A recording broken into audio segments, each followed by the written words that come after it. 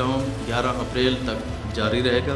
Indoor और outdoor किसी किस्म की तकरीबात की इजाज़त नहीं होगी। दुकानों और बाज़ारों की टाइमिंग 6 बजे तक होगी। पंजाब हुकूमत की तर्जुमान कह रही है कि अब अगर किसी ने SOPs की वायलेशन की तो हम गिरफ्तार कर लेंगे। कल रात की या परसों रात की तस्वीर थी, वो शादियों की महफिल में बैठी हैं, कोई मास्क नहीं लगाया हुआ। वो अपोजिशन नहीं होती जिसके अंदर हुकूमती बेंच के लोग रहते हैं। अगर 57 मेंबरान मौजूद हैं कि सबसे पहले अदब एतमाद का मूव करें ताकि जो इलेक्शन उनसे चोरी हुआ था वो अपनी हकीकी कुर्सी पर जाकर बैठे। अल्लाह के फजलो करम से इमरान खान उनसे नहीं हटा, वो खुद पीछे हट गए। एक ने कहा मेरा होगा, एक ने कहा मेरा और तेरा में काम पूरा हो गया।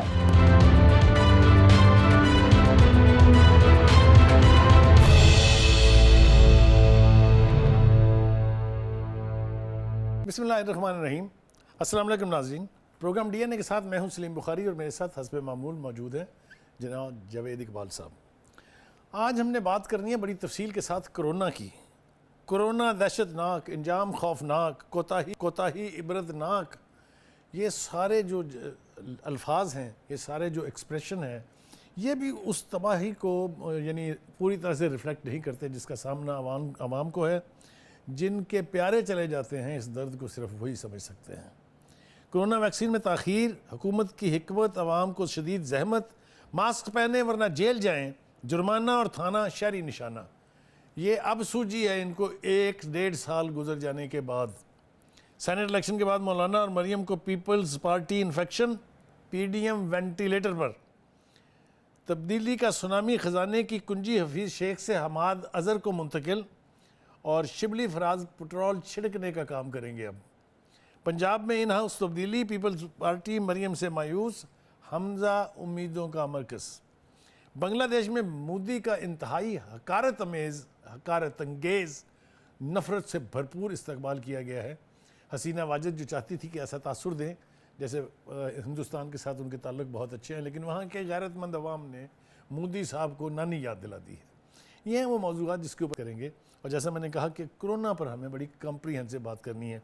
जनाब जावेद इकबाल साहब, मैं वो ज़ाती दुख और दर्द तो एक तरफ है ना, वो तो लगा रहता है साथ साथ, लेकिन जो कैफियत इस वक्त कोरोना की है, इब्तिदा में हम डिनाइल मोड में रहे कि कोरोना कोई चीज़ नहीं होता, 2-3 दिन का फ्लू होता है, भाग जाता है। मैं नाम लेना नहीं चाहता, किसने कहा, सारी दुनिया को पता है।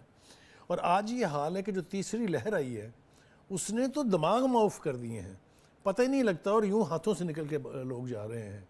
कैसे देखते हैं आप इस सूरत हाल को यार? बिस्मिल्लाहिर्रहमानिर्रहीम। बुखारी साहब, बात यह है कि हुकूमत को ज़िद, बुनियादी तौर पे जो आपका क्वेश्चन है ना, उसका जवाब ये है कि जब आप ज़िद और हट दर्मी पे आ जाएं तो फिर आपकी हिकमत, अकल और पॉलिसियाँ भी सम टाइम अच्छी की उन पे पानी फिर जाता है। पानी फिर जाता है। ठीक है। तो हट दर्मी का आलम यह है कि जब पंजाब में आपके 14% तक सो कॉल जो आप 25,000 या 20,000 टेस्ट कर रहे हैं उसमें भी 14% तक पॉजिटिव केसेस आ रहे हैं। और उससे भी बड़ा डायलेमा क्या है कि लाहौर जो पंजाब का कैपिटल सिटी है वहाँ ऑफिशियल फिगर 22% है, जबकि which is alarming, which is more than alarming, 400 times more, 400। और लास्ट ईयर जब आप 12 या 13% पे थे तो आपने उस वक्त पूरे पंजाब को मुकम्मल लॉकडाउन पे ले गए थे। ठीक। और आज ये मुझे प्रेस कॉन्फ्रेंस देख के थोड़ी सी मायूसी हुई है कि एक तरफ आप पूरे पाकिस्तान और पूरी कौम को और पूरे पंजाब को अलार्मिंग बेल्स दे रहे हैं कि खुदारा कोरोना इतनी ख़तरनाक बीमारी है, मास्क पहने, हुकूमत ये करेगी, FIR कटेंगी, ये होगा, बिला होगा। और दूसरी तरफ आप एक अपनी ज़िद के चक्कर में कि आपका जो स्मार्ट लॉकडाउन है या माइक्रो स्मार्ट लॉकडाउन है वो इतनी दुनिया में तारीफ हो रही है जी, हम दुनिया को लीड कर रहे हैं। उसी तारीफ के चक्कर में मैं इल्तिजा करूंगा अब उस ज़िद से निकल आएँ। हालात मैं समझता हूँ कि इनकी कैपेसिटी से बाहर हो गए हैं, हॉस्पिटल्स इनके फुल होते जा रहे हैं। इनको थोड़ा सा सोचना चाहिए। अगर 2 हफ्ते का भी लॉकडाउन लग जाता है कंप्लीट तो मैं ये समझता हूँ कोरोना की जो चेन चल रही है ये ब्रेक हो जाएगी। उससे कम से कम, क्योंकि आपका तो हॉस्पिटल्स का निज़ाम, मेडिकल स्टाफ और मेडिकल सपोर्टिंग सिस्टम कंपैटिबल नहीं है।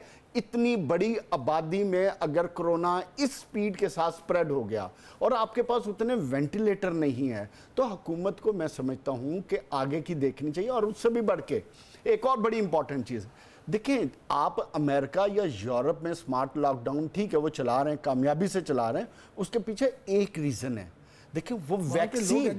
एजुकेटेड के अलावा बुखारी साहब बात पता क्या है, आपको पैरेलल अप्रोच चलानी पड़ती है। एक तरफ आपने लोगों को वैक्सीनेट करना है, उधर वैक्सीन अवेलेबल है। अमेरिका जैसे मुल्क ने 40% लोगों को आज की तारीख तक वैक्सीन लगा दी और आप तो अभी 1% पर भी नहीं पहुंचे। जो लेगेसी ट्रंप छोड़ के गया था उसको बाइडेन ने इतने मुख्तलिफ अरसे में सही सिमत में डाल दिया है। बेहतरीन, बिल्कुल ऐसे ही है। हमारे यहाँ बदकिस्मती की बात यह है कि एक तो अवाम की हटदर्मी है, इसमें तो कोई शुबा नहीं है, नहीं लेना मास्क। सर हमारी कौम ऐसी है ना, आपने इसी के साथ रहना है, इसी कौम की सोच जैसा इस कौम की आदात हैं, आपने अपने मुल्क को उसी आदात के मुताबिक ढाल के लेके चलना है। हुकूमत की पॉलिसीज, या मैं समझता हूँ हुकूमत को तो देखें अपनी पॉलिसी बनाते हुए देखना चाहिए कि अवाम हमारे जिस किस्म के हैं, अब इनको आप कहीं अमेरिका, यूरोप या इंडिया तो नहीं शिफ्ट कर सकते ना, आपने इनको पाकिस्तान में ही रखना है। जब आपने इनको पाकिस्तान में रखना है और ये आपकी कौम है 22 करोड़, तो खुदारा फिर पॉलिसी भी इन्हीं की सोचों के मुताबिक बनाए जिससे ये मुस्तफीद हों। आप जब तक इन पे सख्ती नहीं करेंगे, इस वक्त मैं जिन एरियाज में देख रहा हूं उधर हालात ये हैं कि स्मार्ट लॉकडाउन के चक्कर में कौम को बेवकूफ बनाया जा रहा है। किसी किस्म का कोई स्मार्ट लॉकडाउन। मुझे आप ये बताइए कि बाजार, दफातर, कारोबार, इन पर ताले लग गए हैं, मेट्रो और ट्रेन का पहिया जाम हो गया है, बंद हो गए सारे काम। मुझे ये बताइए कि इससे आप समझते हैं कि हमारी इकोनॉमी चलती रहेगी, हमारे लोग जो हैं वो रूटीन की जिंदगी बसर करते रहेंगे? बुखारी साहब 2 हफ्ते के लॉकडाउन से किसी कोई या तो फिर वो मुकम्मल लगा देना। मुझे ही बताएं ये कौन सा कोरोना है कि शाम 6 उसने नहीं फैलना, 6 बजे के बाद आप बंद कर दें फिर फैलेगा। हाँ, बिल्कुल सही बात है। ये कौन सी पॉलिसी है, कौन सी सोच है, किसको बेवकूफ ये खुद को, ये हम अपने आप को, और इसी अपने आप के चक्कर में हम अवाम को, पाकिस्तानी कौम को बेवकूफ़ बना रहे हैं। ये तो हमारे फिगर सिर्फ लाहौर के आ रहे हैं जहां कहीं मैक्सिमम टेस्ट हो रहे हैं। लेकिन अगर आप छोटे शहरों में जाएं, छोटे जैसे बहावल नगर है, भावलपुर है, भावलपुर तो फिर बड़ा शहर है, इवन भावलपुर में चले मैं जरा आपको बड़े शहरों की पिक्चर बता दूं। पंजाब पर सुर्ख दायरा है, इस्लामाबाद में रेड अलर्ट है, लाहौर खतरनाक तरीन, पेशावर में बेड खत्म हो गए। इसकी वजह है, उसकी वजह यह है कि यहाँ कुछ लोग अकल और दानिश रखते हैं, अपने और अपने प्यारों से कुछ लोग मोहब्बत करते हैं, इसलिए वो टेस्ट करवाते हैं। तो ये हालत है टेस्टों के बाद। बाकी आपका 70-80% पंजाब या पाकिस्तान, उधर तो टेस्टों की फैसिलिटी नहीं है। यार देखें बुखारी साहब, हमने ये कह दिया, कानून बना दिया कि जनाब जिसने मास्क नहीं पहना उसके खिलाफ पर्चा कटेगा, जेल जाएगा। वो 94 पर्चे कटे हैं मेरे ख्याल से 3 दिन के अंदर।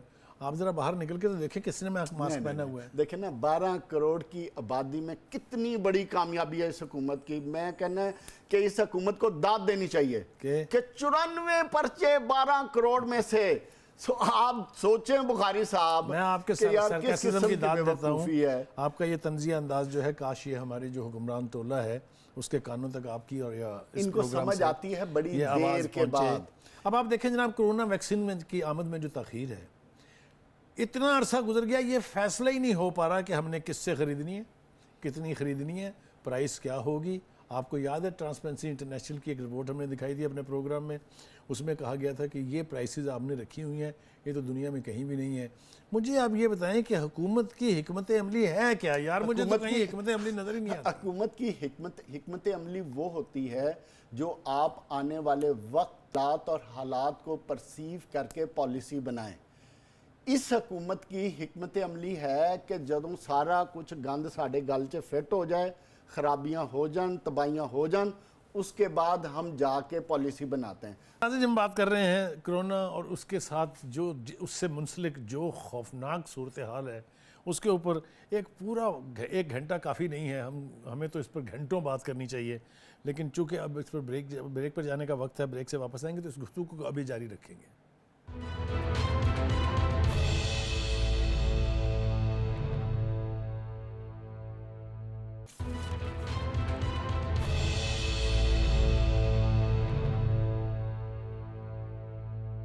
वेलकम बैक नाज़रीन। हम बात कर रहे हैं कोरोना की तबाहकारियों की।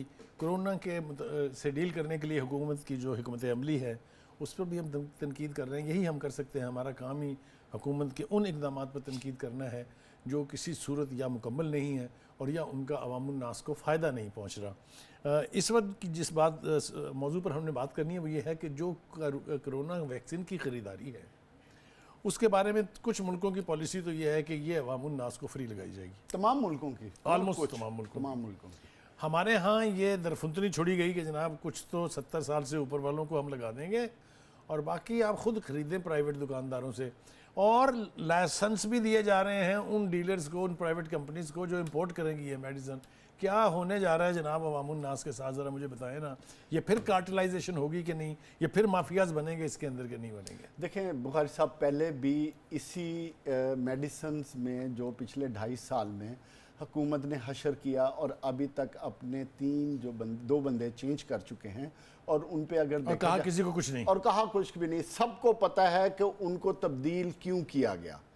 उनके बड़े बड़े स्कैंडल और बड़े बड़े पैसे इकट्ठे करने के तरीके चल रहे थे जिसकी वजह से उन्होंने चेंज करना पड़ा। इमरान खान को थोड़ा सा सीरियस होना चाहिए।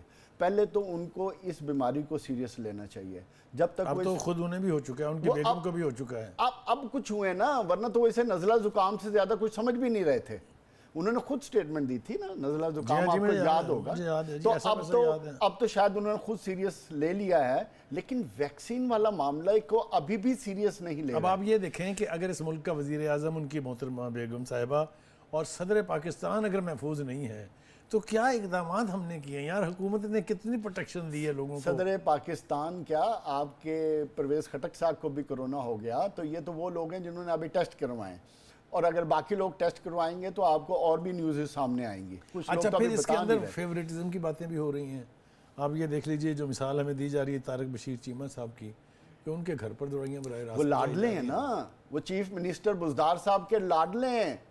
बुखारी साहब, ये तो सबको पता है कि तारक बशीर चीमा साहब साउथ पंजाब में जो कुछ हो रहा है बुज़दार साहब के लाडले हैं। मैं फ्रंटमैन का नाम नहीं लूँगा, लाडले हैं उनके।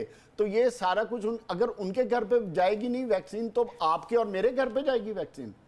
यही तो हुकूमत की पॉलिसी है, यही तो इमरान खान से हम पिट रहे हैं अपने शोज में कि खुदारा कि जिस आप मदीना की रियासत की बात करके तो यार खुदा के वास्ते बंद करो यार, मदीना की रियासत बंद कर देना। ये मदीना की रियासत बंद करो यार, अल्लाह के वास्ते। अब कोई चीज देखें, ऐसी चीज करें कि जिससे अवाम को अब रिलीफ हो, अवाम के लिए बेहतर हो। तारक बशीर चीमा जैसे लोगों को जब आप फेवरेटिज्म में ले जाकर उनके, और फिर सेल्फियां बनवाएंगे, वीडियोस बना के खुद वायरल करेंगे, यार what do they want to prove? कि आप मान गए कि आप अशरफियाँ हैं, और यार गरीबों के दुखों को शेयर करने के लिए आपको अशरफिया बनाया गया है, ना कि उनका मजाक उड़ाने के लिए। मतलब आप ये करना क्या चाहती है हुकूमत? जिस हुकूमत में मैनेजमेंट ना हो, बुज़दार प्लस आप वसीम अकरम प्लस जिनको कहते हैं सारे, उनको तो माइनस भी कोई ना करे। मतलब उनका ना कमांड है, ना कंट्रोल है, ना उनमें पता है किसी चीज का उन्होंने करना क्या। अवामुन नास तक ये बातें पहुंचेंगी कि घरों में होम डिलीवरी दवाइयाँ पहुंचाई जा रही हैं और वो तरस रहे हैं इसके लिए, तो कितना गुस्सा और कितना मतलब है रिएक्शन कुछ नहीं होगा। जितना मर्जी रिएक्शन स्ट्रांग हो जाए, जब आपने ये सोच लिया है, हुकूमत ढीठ हो जाए, हुकूमत ढीठ हो जाए, सोच ले कि उसने एक्शन कोई नहीं लेना, किसी की बात पुरुष नहीं करनी किसी के, तो फिर इस किस्म की चीज़ें होती रहेंगी। आज तारक बशीर चीमा साहब हैं, कल कोई और होगा, परसों कोई और होगा, और ये वतीरा चलता रहेगा। ये चीज़ें तब रुकती हैं रियासत में जब रियासत हरकत करती है, जब रियासत में इंसाफ होता है, इक्वालिटी होती है। अवाम और गरीब, अवाम, अमीर और गरीब सब एक लाइन में खड़े होते हैं। एक बात मैंने आपसे जावेद और पूछनी है, मुझे ये बताइए कि जो असद उमर साहब हैं कौन से मुल्क के वजीर हैं, कौन से मुल्क में रहते हैं? उन्होंने लंबी चौड़ी आज ब्रीफिंग दी है और उसमें बहुत सारी ऐसी बातें हैं जो काबिल एतराज़ हैं। मुझे नहीं समझ आता कि वो 4 गुना इजाफा कह रहे हैं, यहाँ लोग 14 गुना इजाफा कह रहे हैं। बुखारी साहब एक नवी चीज़ है, नहीं, मगर इतना 10 साल इतना आवाम को आप गुडविन करेंगे। बुखारी साहब, आप मेरे सवाल का जवाब ये दें, अगर असद उमर साहब इस मुल्क के वजीर आपको नहीं लग रहे, तो इमरान खान भी तो 10 साल जो तकरीर करके आए वो पाकिस्तान की तकरीर करके आए थे ना। क्रेडिट आप इस हुकूमत को एक जरूर दें ना, एक क्रेडिट जरूर दें इस हुकूमत को कि इनके ट्वीट, इनकी प्रेस कॉन्फ्रेंसेस और इनके इंटरव्यूज इतने शानदार होंगे, ऐसी रिफ्लेक्शन देंगे कि जो एक मॉडर्न मुल्क, फर्स्ट वर्ल्ड कंट्री के लोग होंगे कि जहां हर तरफ अमन है, सुकून है, गरीब अमीर होता जा रहा है, हर बंदे को हर फैसिलिटी मौजूद है। अगर कोई काम नहीं कर रहा होगा तो वो इनकी प्रेस कॉन्फ्रेंस वो सिर्फ अपोजिशन होगी। बाकी तो ये अल्हम्दुलिल्लाह एक ऐसी पिक्चर पेंट करेंगे जिससे आपको लगेगा हर तरफ बेहतरी ही बेहतरी है। अब आप देखिए ना, वैसे तो 18वीं 18वीं तरमीम में सूबों के पास जो इख्तियारात है उसको ग्रज कर रही है पूरी की पूरी पीटीआई हुकूमत, आपके भी सामने, मेरे भी सामने है। अब ये चूंकि वैक्सीन मुहैया नहीं हो रही है, पहुंचा नहीं पा रहे हैं, मिल नहीं रही है, तो अब कहते हैं ये तो सूबे देखेंगे। ये असद उमर साहब की नई दरफुंतनी है जो मेरे सामने रखी हुई है। यार ये कोई वतीरा है? ये मरकज़ी हुकूमत की पॉलिसीज़ होती हैं। जब इस तरह की पेंडेमिक्स आती हैं, इसको आप घरों में टुकड़ों में थोड़ी बांट सकते हैं। इसके लिए तो एक कोहेरेंट पॉलिसी होनी चाहिए। बुखारी साहब, बात ये कोहेरेंट पॉलिसी तब होगी जब कोई मिल बैठ के काम करने को तैयार होगा। जब हुकूमत में हर बंदा अपनी 1.5 ईंट की मस्जिद बना के फिरेगा तो उधर क्या एक पॉलिसी होगी। असद उमर साहब कुछ और कह रहे होंगे, आपको जो हेल्थ के मशीर हैं वो जो इमरान खान साहब के खासुल खास आदमी हैं उनकी कुछ और होगी। आपको इनके अंदरूनी कहानियां तो पता ही है ना। तो ये पॉलिसी तब होती है जब सब इकट्ठे होते हैं। हम जो अभी पहले बात कर रहे थे कि वैक्सीन एक ऐसी चीज़ है जिसको इवेंचुअली दुनिया के हर शख्स ने लगानी है। जब ये इतनी बड़ी बात थी तो इस बात पे जो आज ये तकरीरें कर रहे हैं, प्रेस कॉन्फ्रेंस कर रहे हैं, इंटरव्यूज दे रहे हैं, ट्वीट्स कर रहे हैं, तो ये काम इनको 2 महीने पहले करना चाहिए था। अभी मैं हैरान हुआ उनका स्टेटमेंट पढ़ के। वो कहते हैं सूरत हाल क्राइसिस जैसी है। वो कहते हैं 2 दिन के बाद हमने इजलास बुलाया है, लेकिन साथ ये भी कहा होगा घबराना नहीं है। नहीं, वो तो अब उन्होंने अपने प्राइम मिनिस्टर से वो एक नया स्लोगन ले लिया हुआ है। तो ये देख लें आपके सामने क्या हो रहा है। मुझे समझ में नहीं आती क्या होता है। हिंदुस्तान जो है ये समझ आएगी भी नहीं आपको। हिंदुस्तान की मिसालें समझ आते आते इनका टेन्योर पूरा हो जाएगा। हमें हिंदुस्तान की मिसालें दे रहे हैं, उसने इतनी वैक्सीन लगा दी, उसने इतनी वैक्सीन पैदा कर दी, उसने इतनी वैक्सीन बाहर भेज दी। हम कहाँ खड़े हैं? हमें ये तो बताया जा रहा है कि हमारे यहाँ सूरत हाल ये है कि 120 ममालिक के मुकाबले में हमारे यहाँ ज़्यादा वैक्सीन हुई है। तो भाई वो जो पहले 70 हैं या 60 है उनसे मुकाबला करें ना। आप 120 से क्यों कर रहे हैं? नहीं, वो ठीक कर रहे हैं बुखारी साहब, वो नीचे से शुरू होते हैं।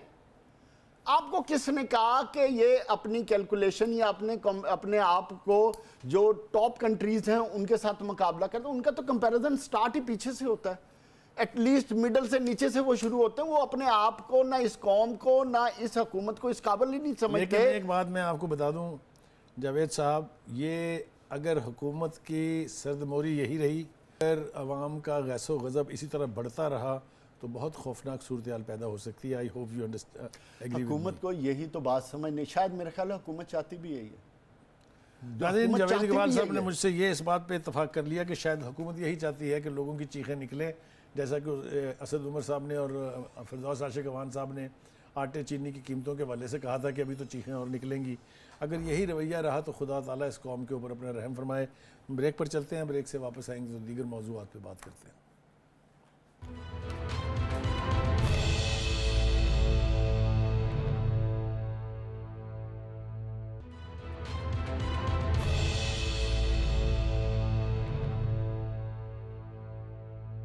वेलकम बैक नाज़रीन। जैसा मैंने कहा कि हमारी ख्वाहिश तो ये थी कि हम इस पूरे अरसे में जो बाकी टाइम बचा है उसमें भी कोरोना पर ही बात करें, लेकिन ये ऐसा मौजू है जिस पर हर रोज़ बात होती रहेगी। अब थोड़ा सा मुल्क की सियासत की तरफ पलटते हैं। सेनेट इलेक्शन के बाद मौलाना और मरियम को पीपल्स पार्टी इन्फेक्शन हो गया है और पीडीएम जो है वो इस वक्त वेंटिलेटर पर है। देखिए, जो कुछ पीपल्स पार्टी ने इस वक्त पीडीएम के साथ किया है इसके बारे में कोई दो राय नहीं है। चाहे कोई प्रो पीपल्स पार्टी है, चाहे कोई प्रो पीटीआई है, जिससे भी पूछे वो सब कहते हैं कि पीपल्स पार्टी ने डिच किया है। पीपल्स पार्टी की 2 ऐसी बातें हैं जिसका उनके पास कोई जवाज़ नहीं है। पीडीएम के एक आला सतही इजलास में ये तय हुआ था कि जो चेयरमैन सेनेट का इलेक्शन है वो यूसुफ ज़दा गिलानी लड़ेंगे, जो डिप्टी चेयरमैन का इलेक्शन है वो मौलाना गफूर हैदरी लड़ेंगे, और लीडर ऑफ द अपोजिशन जो है ये जाएगा PMLN के पास। इसके बावजूद एक तो इस सारे माहदे को तोड़ दिया गया है, और फिर ज़िद करके और नाजायज़ ज़िद करके यूसुफ ज़दा गिलानी साहब जो हैं वो दावेदार हैं कि 57 वोटों के साथ वो लीडर ऑफ द अपोजिशन बन गए हैं। बाकी की जो 9 पार्टीज़ हैं उनकी लीडरशिप का कहना ये है कि अगर ये 57 वोट इनके पास हैं तो खुदा के लिए वोट ऑफ नो कॉन्फिडेंस लाए ना चेयरमैन के खिलाफ फौरी तौर पे। इस तरफ आते नहीं है, जिससे पता चलता है कि there is something fishy in People's Party. जनाब बॉल इज योर्स। बखैर साहब बात यह है, पहले भी इस शोज़ पे बड़ी बातें की हैं, बात वही है, गैर फितरी इत्तेहाद था, अपनी अपनी डायरेक्शन में जो माजी में करते रहे अब भी वही कर रहे हैं, तो इसमें परेशानी की कोई बात नहीं है। बिलावल भुट्टो जरदारी अंडर ट्रेनिंग है, वो अंडर ट्रेनिंग रहेंगे, अभी उनको कुछ और टाइम है चाहिए पॉलिटिकल मैच्योरिटी के लिए, और वो उनकी खुशकिस्मती है कि आसिफ जरदारी जैसा पॉलिटिशियन, पॉलिटिकली मैच्योर्ड आदमी उनकी ट्रेनिंग कर रहा है। और अगर दूसरी तरफ PDM में जाएं, मरियम नवाज शरीफ साहबा ने जो इस वक्त पॉलिटिक्स कर रही हैं, प्रैक्टिकली देखा जाए तो she lakhs experience, she is doing pre mature things. देखें ना, सियासत के अंदर हमेशा हिकमत चलती है। PDM देखें ना, जिस अखाड़े में रह के चलना चाहते थे, जब उस अखाड़े का टाइम गुजरा तो उस वक्त पीपल्स पार्टी ने अपनी लाइन एंड लेंथ सीधी करते हुए अपने मफादात के लिए गए, तो इसमें किसी को परेशान होना ही नहीं चाहिए। छोटी सी पीपल्स पार्टी तो अपने तरीके से चल रही थी। छोटी सी मुझे इजाज़त दीजिए, आपको याद होगा जब आसिफ जरदारी साहब की परमानेंट बेल हो गई थी तो उस वक्त भी हमने प्रोग्राम में कहा था, लोगों ने भी कहा था कि ये इनकी बात कोई बन गई है, एडमिनिस्ट्रेशन के साथ इनकी कोई डील हो गई है। आप मुझे बताएं कि इतना अरसा हो गया उस बात को, आज तक पीपल्स पार्टी का कोई लीडर गिरफ्तार हुआ है किसी इशू में? तो क्यों हो गिरफ्तार? तो पता ये चला, ये आप फरमा रहे हैं कि वो अंदर खाते डील करके अपनी PDM को डिच कर गए हैं। बात डील की नहीं है बुखारी साहब, बात यह है कि आज जो मैंने 35 साल में पाकिस्तान की पॉलिटिक्स में देखा है, पिछले 35 साल में कौन बगैर डील के चलता है? ये कौन सा मुझे सियासतदान है, नवाज शरीफ की पार्टी से लेके आप पीपल्स पार्टी में चले जाएं, कोई एक पार्टी या PTI को ले लें, कोई एक पार्टी तो मुझे बताएं जो गिली मिट्टी पे पैर रखता हो, कोई एक लीडर तो। इवन मरियम नवाज शरीफ अभी भी नैब में जाने से पहले हाई कोर्ट से जमानत ले रही है, जब आपके पास एक ताकत है। अगर आप इसके बीच में ये नाम भी ले देते कि PTI के पास भी अपना कोई खड़ा नहीं है, वो भी यहाँ से आई है, हकीकत है, जानते हैं। मैंने सबकी बात की है, मैंने सबकी बात, नाम लिया, आपने नाम नहीं लिया। मैं दोबारा कह देता हूँ, पीपल्स पार्टी, PTI, PMLN, सब के तमाम लीडर कच्ची मट्टी पर पैर नहीं रखते, ये अपनी अपनी जॉब सिक्योरिटी करके आगे चलते हैं। ताज़ा तरीन जिंदा मिसाल मैंने आपको मरियम नवाज शरीफ साहबा की देखिए, वो नैब में जाने से पहले भी जमानत शोर कर रही हैं कि उनको उधर कहीं पकड़ ना लिया जाए। गुजारिश ये है कि आप बड़ी सिंपल है। अगर आप इस्लामाबाद गए थे ना, आखिरी बात, आप वहां से जो नई लाइन लेके आए वो शेख रशीद वाली है, मेरी सारे गमला नंबर अपने वो गेट नंबर 4 के गमले की पैदावार है। आप बता दें, हालांकि खुद शेख रशीद साहब मुझे बता दें, शेख रशीद समेत आप किसी एक पॉलिटिशियन का नाम मुझे बता दें, आप बता दें। कैसे पॉलिटिशियन? देखना, तमाम के तमाम सियासतदान पाकिस्तान के अपने मफादात की सियासत करते हैं, चाहे वो लाइन के उस तरफ जाएं, चाहे लाइन के इस तरफ रहें, चाहे कमरा नंबर 12 में जाएं या गेट नंबर 13 में जाएं, उससे उनको, मुझे उससे कोई कंसर्न नहीं है। मेरा कंसर्न एक है, आप ये नहीं चाहते कि ये बदले? नहीं बदले, लेकिन बदले तब जब आप किसी असूलों पे खड़े हों, जब आपके अंदर इतनी पॉलिटिकल स्ट्रेंथ हो, आप अपनी पार्टियों में जब डेमोक्रेसी लेकर आएंगे तो तब ये स्ट्रेंथ आएगी ना। आपने तो पॉलिटिकल कॉर्पोरेट कंपनीज बनाई हुई हैं, तो आप में वो ताकत कहां से आएगी? आपको उस ताकत के लाने के लिए कुछ असूल वज़ा करने पड़ेंगे। जब तक आप उन असूलों को वज़ा करके अवाम की ताकत की तरफ नहीं देखेंगे, उस वक्त तक आप कुछ नहीं कर सकते। आपने मुझसे ये पूछा कि मुझे एक सियासतदान बता दीजिए जो गेट नंबर 4 से ना निकला हो।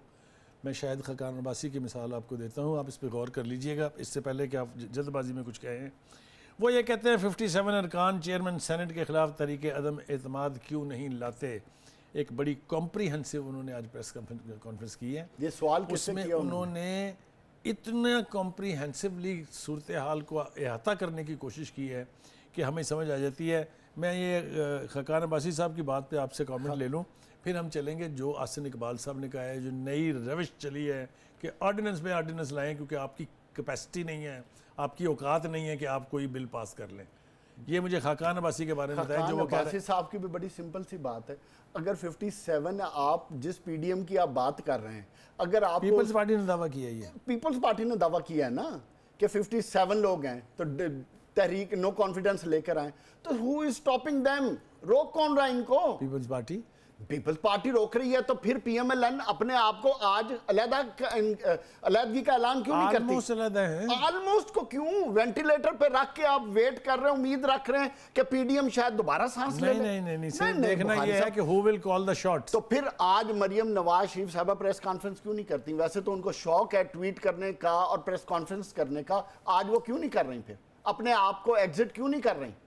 किसका इंतजार कर रही हैं? कहां से, किस सिग्नल का इंतजार कर रही हैं? किस इंफॉर्मेशन का इंतजार उसका कर रही हैं? सिग्नल एक ही जगह से आता है, वो लंदन में बैठा तो है। लंदन से मंगवा लें। अच्छा जी, Who has आगे stopped चलते हैं। her? आगे चलते हैं सर। कौमी असम्बली में आसिन इकबाल साहब ऑर्डिनेंस पॉलिसी पर नाला है।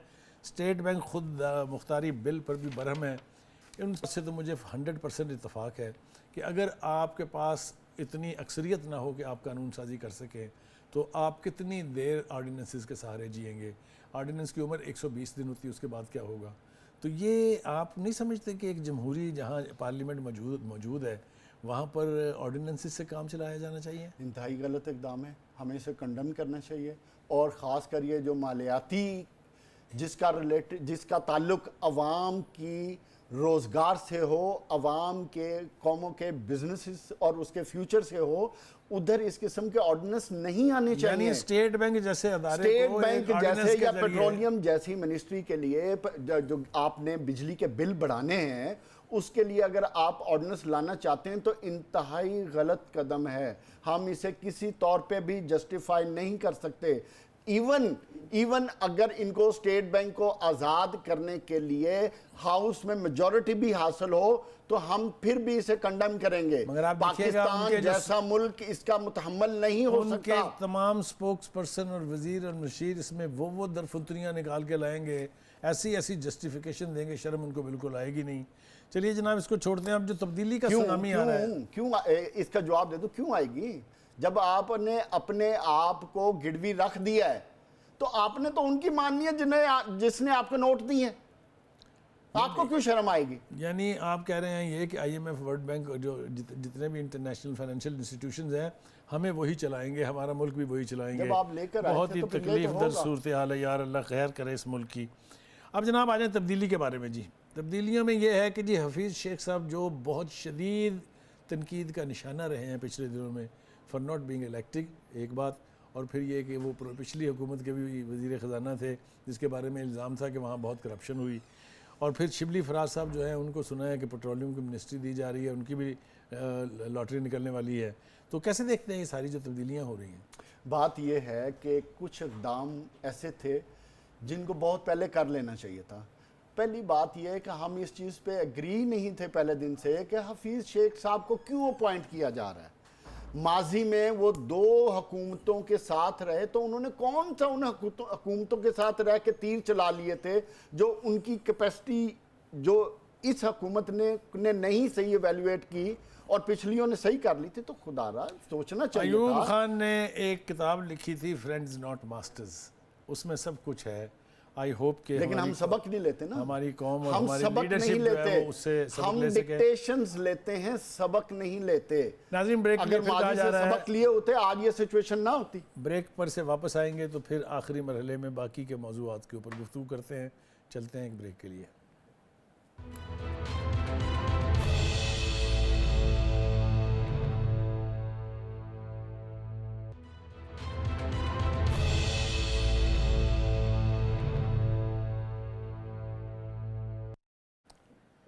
वेलकम बैक नाज़रीन। हम बात कर रहे थे कि जो तब्दीली आ रही है जिसमें वजारतें तब्दील की जा रही हैं, जिसको कहते हैं कैबिनेट रीशफल, उसमें क्या कुछ होने वाला है अभी पूरी तफसीलात तो सामने नहीं है। जब सारे नाम सामने आएंगे तो हम इसके ऊपर मज़ीद बात करेंगे। जनाब, पंजाब में इन हाउस तब्दीली पीपल्स पार्टी मरियम से मायूस है और हमज़ा उम्मीदों का मरकज़ बन गया अब उनकी। बिलावल साहब जो है उनसे मिले भी हैं, फिर मिलेंगे, उनसे वादा किया उन्होंने मुलाकात का।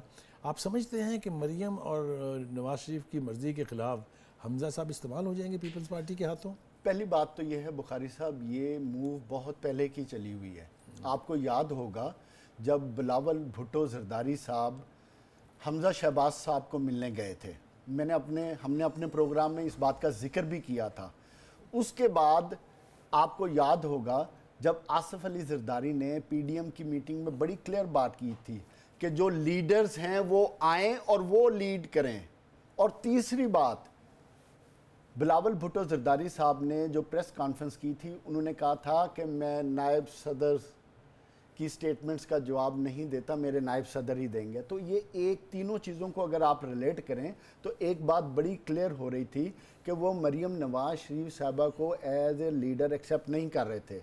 और उसका रिजल्ट क्या आया कि जब उनकी डिफरेंस ऑफ ओपिनियन आई तो उन्होंने बड़ी सीधी बात कर दी कि हम हमज़ा शहबाज शरीफ से रब्ता करेंगे और उन्हीं को फ्रंट पर लाकर हम पंजाब के हवाले से उनसे निगोशिएट करेंगे और उनसे कहेंगे जो डिमांड मरियम नवाज शरीफ साहबा नहीं मान रही थी, क्योंकि उनको भी डर था कि अगर किसी वजह से ये मूवमेंट सक्सीड हो गई तो हमज़ा शहबाज को चीफ मिनिस्टर बनाना पड़ेगा। आपका ख्याल ये है, आप ये कह रहे हैं कि तमाम PMLN के जो MPAs हैं वो वोट देंगे हमज़ा शहबाज शरीफ साहब अगर इस किस्म की तब्दीली का हिस्सा बनते हैं, और आपके ख्याल से नवाज शरीफ साहब की कोई रिट नहीं है? नहीं, नवाज शरीफ साहब की बड़ी रिट है, मैं इस पे नहीं जा रहा, लेकिन पार्टी के अंदर एक डिफरेंस ऑफ ओपिनियन तो नहीं कह सकते, एक डिफरेंट ऑफ थिंकिंग जरूर चल रही है। ये हम ख्वाहिश कर रहे हैं बड़े अरसे से। नहीं, पार्टी में मैं बताऊं सोच में कहीं ना कहीं है डिफरेंस। आप बात समझें, एक लीडरशिप मरियम नवाज शरीफ साहबा को एक्सेप्ट जरूर कर रही है सारे के सारे, बट कुछ उसको मजबूरी के तहत कबूल कर रहे हैं। क्योंकि आप ये देखें, बात मानने वाली बुखारी साहब हमें माननी चाहिए, मरियम नवाज शरीफ साहबा बहुत बड़ी लीडर है, मैं इससे डिनाई नहीं कर रहा, लेकिन बात यह है कि वो अभी पॉलिटिकली मैच्योर नहीं हुई हैं। पॉलिटिकली मैच्योर होने के लिए टाइम, देखिए ना, पॉलिटिकल मैच्योरिटी और लीडर वो अपने बाप के सर पर नहीं, बिलावल मैच्योर हो गया। मैंने खुद अभी कहा था मैंने कि ही इज लकी कि उनके वालिद साहब उनके सर पे बैठ के उनको ट्रेनिंग दे रहे हैं। तो आपका ख्याल नहीं है कि मरियम के पीछे भी उसके बाप की एडवाइस है? लेकिन ये एडवाइस ऐसी नहीं है। अगर ये स्ट्रेट एडवाइस होती तो आपके जो सीनियर मुस्लिम लीग नून की लीडरशिप है, जो ये सोच कर चल रही है कि हमें इस हुकूमत को पूरे 5 साल देने चाहिए और इसको मुकम्मल तौर पे नाकाम लेने। कितने लोग होंगे आपके ख्याल से इस ख्याल के? मेरा ख्याल है कि जितने सीनियर लोग हैं ऑलमोस्ट 60% लोग होने चाहिए, लेकिन उनकी मजबूरी, आपका पॉलिटिकल सिस्टम है ना, फिर आपके पॉलिटिकल सिस्टम, आप हमज़ा शहबाज को, एक सेकंड चलें इसी बात पे आ जाएं, आप आज 1 महीने के लिए मरियम नवाज शरीफ साहबा को साइड पे करें और लीड रोल हमज़ा शहबाज शरीफ को दे दें, आपको खुद पता चल जाएगा कितने % लोग हैं। आप ये करके देख लें। ये भी मेरी और आपकी मर्जी और ख्वाहिश से तो होना नहीं है। ये तो नवाज शरीफ साहब पॉलिटिकल, यही पॉलिटिकल डिक्टेटरशिप है। पॉलिटिकल वो तमाम पार्टियों में है, कोई एक पार्टी बता दे जिसमें नहीं है। पॉलिटिक्स को छोड़ देते हैं, थोड़ा सा डिप्लोमेटिक वर्ड में चलें। जो जूत पड़े हैं मोदी साहब को वहाँ बांग्लादेश में, उसके बारे में क्या ख्याल है जनाब? जो इस्तकबाल उनका खौफनाक किया है वहाँ अवाम ने, और जिस तरह से नफरत का इजहार किया है वहाँ ने, गुस्से का इजहार किया है, होना भी चाहिए था। तो शर्म कोई आई होगी आपके ख्याल से? शर्म नहीं आती, ऐसे लोगों को कभी शर्म नहीं आती, ये ढीठ लोग हैं। उनको पहले सोचना चाहिए था, हसीना वाजिद को भी और मोदी को भी, कि जिस मुल्क में 97% मुसलमान हैं, जिस मुल्क में मुसलमान दीन से मोहब्बत करने वाले लोग हैं, वहाँ इस्लाम दुश्मन, मुसलमान दुश्मन जब जाएगा तो आप क्या समझते हैं कि उधर फूलों के हार के साथ इसका इस्तकबाल होना था? जूतियों से हुआ ऑलमोस्ट। तो ये होना था। और हुकूमत को कंट्रोल करने के लिए तो आप देखिए कितना शदीद एहतिजाज जो है वो हो रहा है। हसीना वाजिद को एक इंतहाई इस बात को समझ लेना चाहिए था, जिसमें उसने 12 मासूम लोगों की जानें गंवाई हैं, ट्रेनों पर हमले हुए हैं। बात यह है कि हसीना वाजिद भी तो वही चीज़ है ना। आप इनकी हिस्ट्री मेरे से ज़्यादा जानते हैं। ये तो पहले दिन से मोदी की पपेट, इंडिया की पपेट हुकूमत है ना, फुल सपोर्ट के साथ आई है। अगर उन्होंने मोदी को इस तरह इस्तकबाल नहीं करना था तो किसने करना था? ये तो अवाम है जो आपको इस याद चीज के होगा खिलाफ है। पिछली दफ़ा जब मोदी साहब ने दौरा किया था बांग्लादेश का, तो वहाँ वो बड़े तमतराक से ये कह के आए थे कि मैंने बनवाया है बांग्लादेश, हमने ट्रेन किया मुफ्ती बानी को, याद है आपको? बिल्कुल ऐसे ही तो हुआ वो था। मेरे ख्याल से वो गुस्सा निकाल रहे हैं कि आप क्या कि यहाँ से चले तो गए थे, अब आ जाइए ज़रा। मैं ईमानदारी से कहता हूँ कि जिस तरह के मनाजर हमने देखे हैं, इससे हिंदुस्तान की आवाम को भी और हिंदुस्तान की लीडरशिप जो है, ख़ास तौर से जो RSS माइंड की हुकूमत है, उसको सबक सीखना चाहिए। ये जहाँ भी जाएंगे मुस्लिम ममालिक में इनके साथ यही सलूक होगा। लेकिन बात यह है कि सबक किस चीज़ का सीखें? उनके तो अपने मुल्क में जो इस वक्त किसानों का हाल हो रहा है, जो किसानों का प्रोटेस्ट चल रहा है, वो उसको कंट्रोल नहीं कर सकते, उससे सबक नहीं ले सकते, तो बाकी उन्होंने क्या सबक लेना है? हमें सबक लेना चाहिए मुसलमानों को, मुस्लिम ममालिक को सोचना चाहिए, हमारे मिडल ईस्ट के मुसलमानों को सोचना चाहिए, हमारे बांग्लादेश के हुक्मरानों को सोचना चाहिए कि जो मुसलमान दुश्मन हुक्मरान है, इंडिया की तारीख में इससे बड़ा मुसलमान दुश्मन हुक्मरान नहीं आ रहा, ऐसे शख्स को आप वेलकम कर रहे हैं। ये तो शर्म हुकूमत को आनी चाहिए, और जिसका इजहार अवाम ने अपने गमो गुस्से की शक्ल में दिया। ट्रेनों को आग लगाकर, माल बरदार गाड़ियों को जलाकर, देश गाड़ियों में बुचर ऑफ गुजरात, और जो इसने मुसलमानों के साथ किया, मुसलमानों की ख़वातीन के साथ जो कुछ हुआ, इस आस्था की जो पॉलिसी है उसके तहत जो कत्लेआम वहाँ हुआ, जो औरतों की इज़्ज़तें लूटी गई हैं, हिसाब तो मोदी जी आपको देना पड़ेगा, और वो दिन ज़्यादा दूर नहीं है जब आपसे हिसाब लेंगे। क्या कहते हैं आप इस पर?